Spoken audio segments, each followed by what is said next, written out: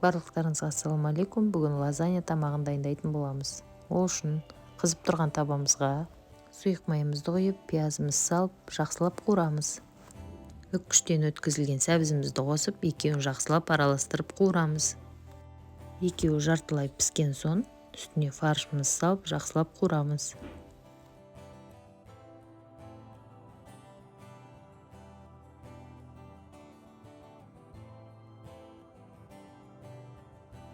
Дәміне қарай тұз саламыз.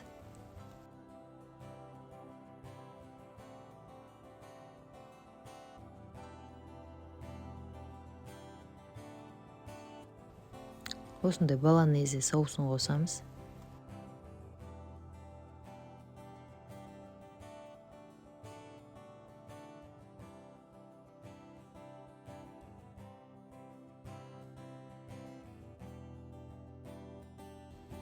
Жақсылап қуырамыз. Астын басып, қақпағын жауып, 1 сағат баяу отта пісіреміз. Енді соусын дайындайтын боламыз. Ол үшін сары майды ерітіп аламыз. Толық еріген соң үстіне ұнымызды саламыз. Жақсылап араластырамыз.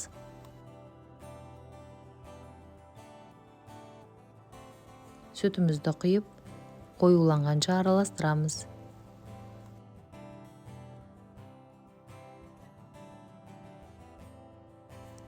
Осындай қою соус болады. Астын өшіреміз, суытамыз. Енді барлығын жинауға кірісеміз. Ол үшін осындай лист лазанья керек. Ең алдымен ыдысымызға соусымызды жағып шығамыз. Кейін листімізді саламыз. Соусымызды құямыз, фарш саламыз. Солай барлығын кезектесіп салып шығамыз.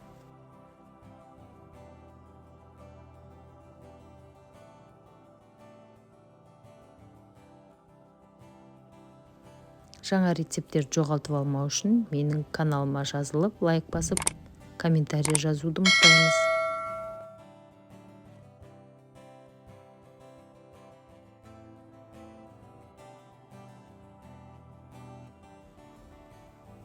Ең соңында бетіне сыр себеміз. 180 градуста 35-40 минут пісіреміз.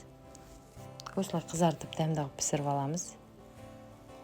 Қиын көрінгенімен рецебі оңай. Міндетті түрде жасап көріңіздер. Барлықтарыңызға ас болсын.